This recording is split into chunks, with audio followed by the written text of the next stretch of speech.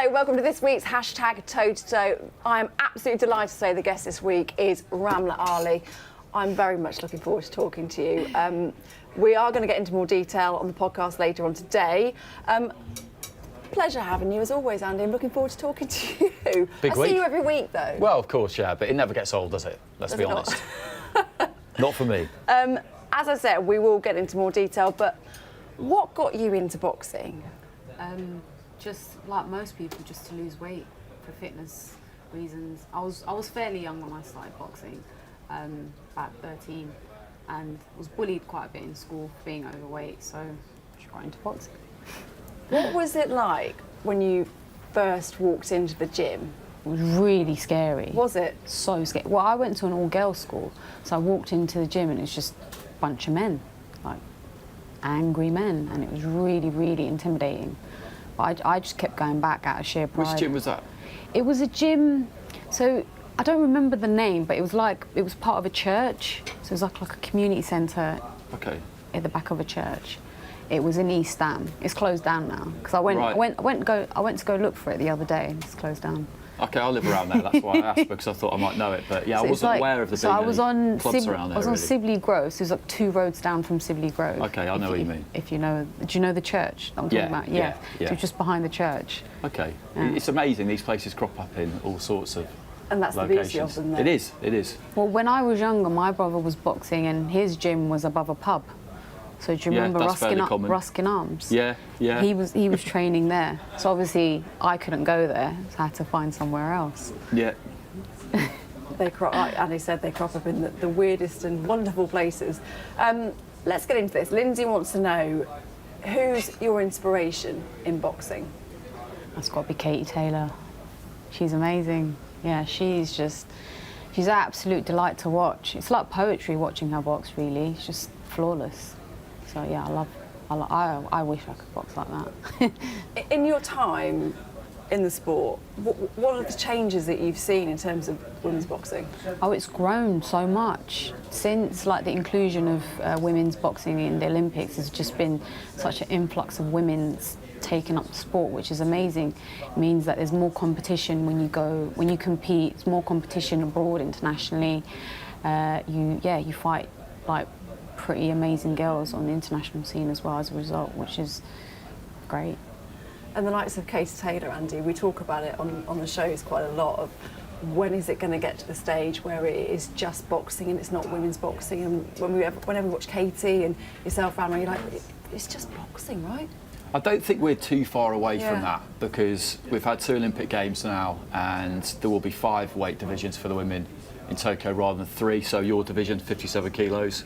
Yeah. And 69, so that will kind of broaden it out, whereas before people who weren't really at 60 would go and box at 60 anyway, and if you were 64 you might try and get down. If you're 57 you would push yourself up. Well, I met a girl recently who boxes for Canada.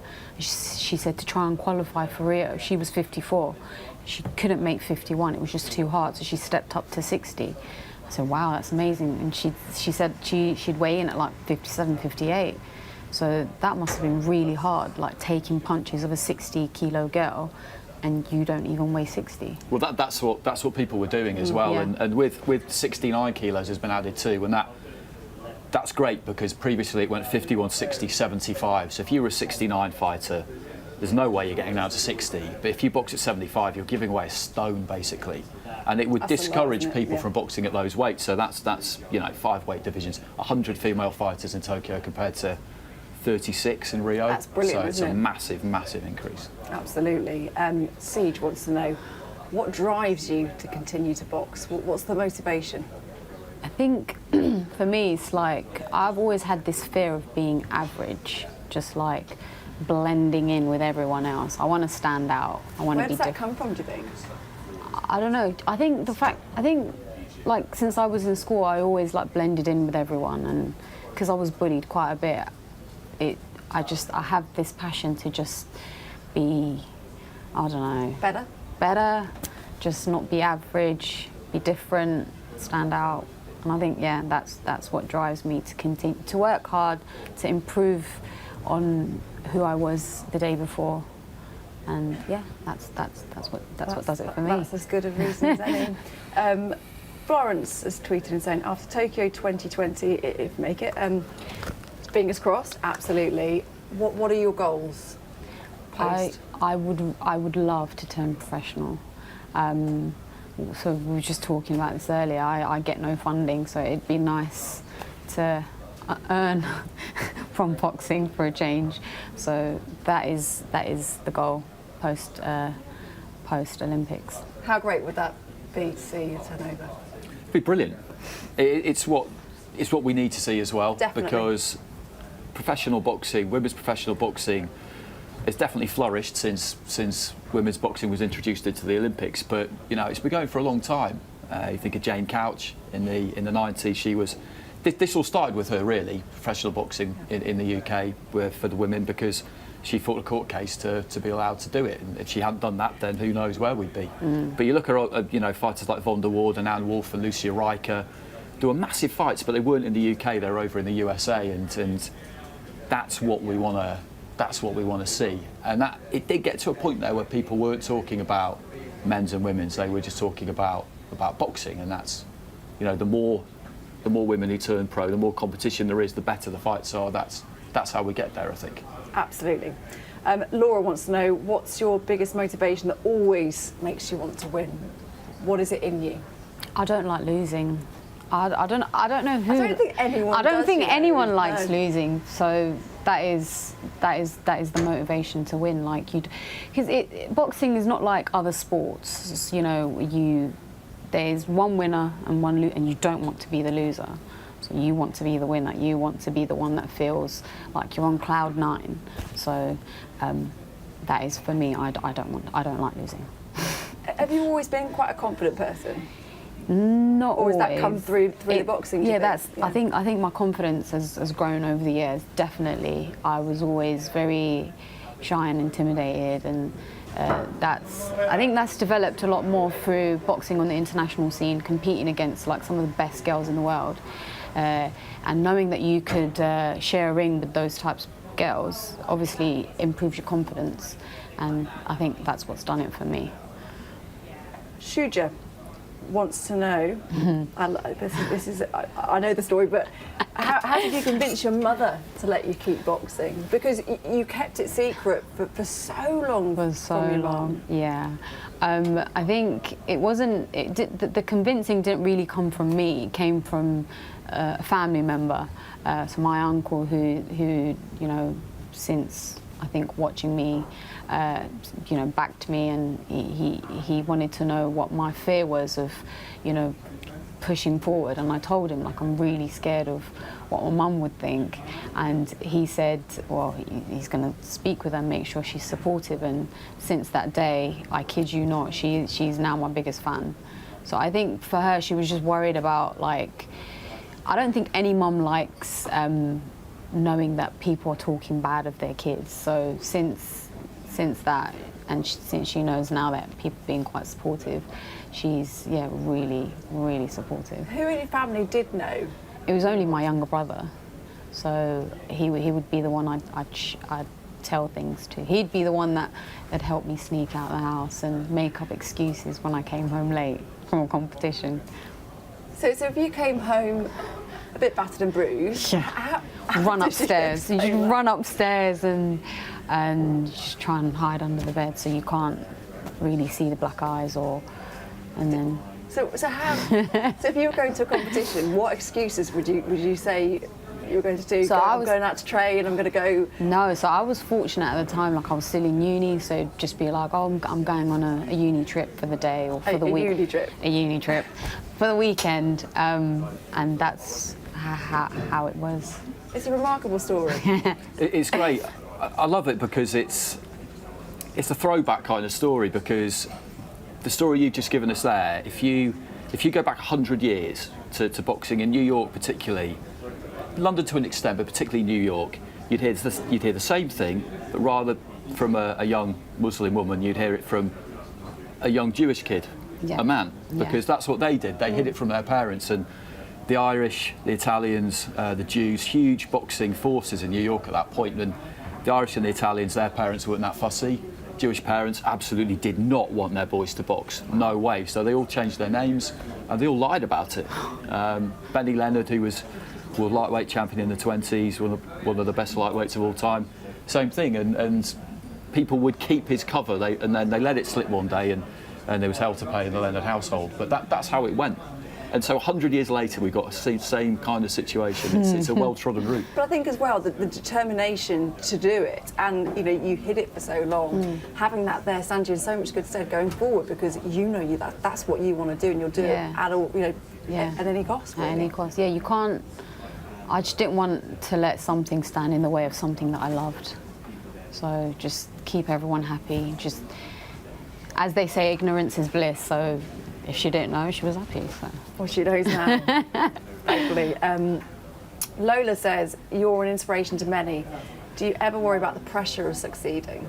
Oh, 100%. Are you a worrier? I'm a big worrier. I worry, oh, am I going to perform well today? Because you never know. Like, some days you're not 100%, and some days you're 1,000,000%. Some days you perform amazing, and some days you don't. So I just hope that even if I would obviously try 100% to succeed, but even if I don't, I would still love to be thought of as inspirational. How do you deal with the pressure, though? What sort of thing do you do? I have a little psychologist that we talk like once a month, and if something may just come up that's making me feel on edge, we always talk through it. And she's great. She gives me all these like cute little exercises to do, and I do it, and then I just feel better after. I think that's the key, always. And more fighters we seem to be speaking to, Andy, seem to be using the psychologists to help them in their game.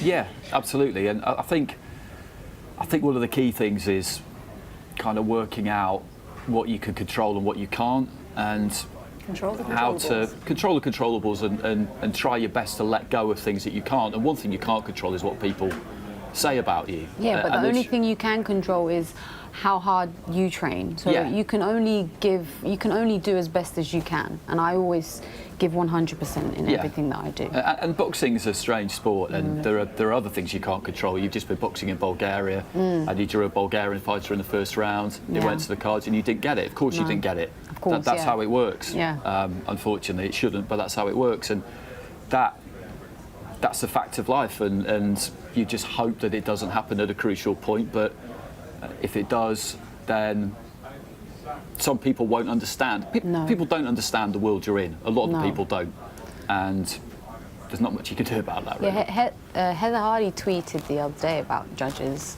which is very interesting. She said, how do you sleep at night? How do you wake up in the morning and decide who you're going to give a decision to, and let someone's weeks and months of training just go down the drain? And I think that's just spot on. Like, how do you sleep at night? What changes do you think need to be made? I think it just needs to be a bit more fairer. Like, I always get judged before I step in the ring for the country that I represent, so Somalia. No one's ever boxed out of Somalia, so even a friend of mine told me quite recently, if I ever drew a Somali, I'd think, yes, get in there. So, yeah, definitely. Like, I think boxing should be judged on what's happening in the ring. In the ring, yeah. So you shouldn't be judged on what country you're representing. Definitely. I mean, the good thing about all of the outside of the ring stuff you're doing, like, everything's about the boxing for you. I know that, but obviously it's a question of money, because you need the money to get to tournaments. But also, the more publicity you have, the brutal fact is, the less likely you are to get robbed. Well, because there would be more publicity. Well, I mean, it might not feel like it at the minute, but that hopefully when it matters, it won't. I mean, there are tight decisions that can go either way, but I've seen decisions. It doesn't make it right that that's the way it is. No, it doesn't. It doesn't. But that's what happens. I mean, not every decision that goes the way you don't think it should is a robbery, not by any stretch. But you see it. I've seen it, like, firsthand with my own eyes. Somebody in a country boxing against someone from that country. I remember seeing Scott Forrest in the World Youth Championships 2012, and he's a good fighter on his way up now. Had an Armenian in the final, won the fight clearly. didn't get it. You know, that's just one example. There's plenty. I'm not saying that we're all crying about it, but it's just, you know. This could be a programme in itself, though, couldn't it? The discussions on that. Migs UK wants to know, what's the biggest barrier to getting into boxing? For you personally, and I guess for others that might experience it. Back when I started boxing, female boxing wasn't a thing. So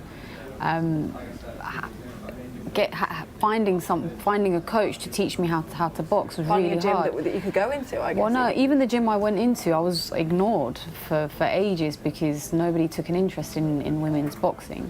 But now I think it's changed. Like, women's box, I believe, is the future, and because there's so many girls getting into boxing,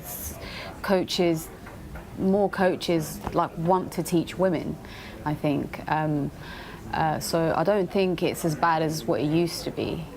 When we had Kate Taylor on, she was saying that when she went over to Ireland again, that how many girls now are in the gyms, and that is fantastic to see, just the ripple effects of the likes of yourself, Kate Taylor, the influences they're having of getting women in the gyms. Yeah, I mean, to start with, I think it was more a case of young girls will look at boxing and just think this isn't something that I'm supposed to do, and they would just, that would be the barrier. That's whereas some now, stigma attached to it. That's right? it. I think now it's got to a different level where there would be certain cultures, if you like, or sections of community who might still think that, but then someone who's breaking down the barrier like you have, they'll just think, okay, well, that is for me. This really is open to anyone, and they can be quite intimidating places, boxing gyms, if you're not used to that kind of environment, and you might walk in and, especially like if you're a woman and you walk in and you just see a gym full of men, it's very intimidating. And there's no women's facilities, there's no changing room, there's no toilet, for example. But now everything is adapted. Like, there's so many women in a gym that you like, as a woman, you don't feel intimidated.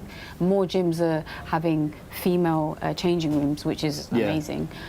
When I used to train It's just such a simple thing, isn't it? Yeah. You think, it's just a little thing, but it makes all the difference. Yeah, I mean, I can't really imagine going into a kind of sporting setting where there are just not facilities for you. I mean, how would that make you? It just make you feel like you shouldn't be there. Well, you'd walk in and walk out, wouldn't you? Yeah.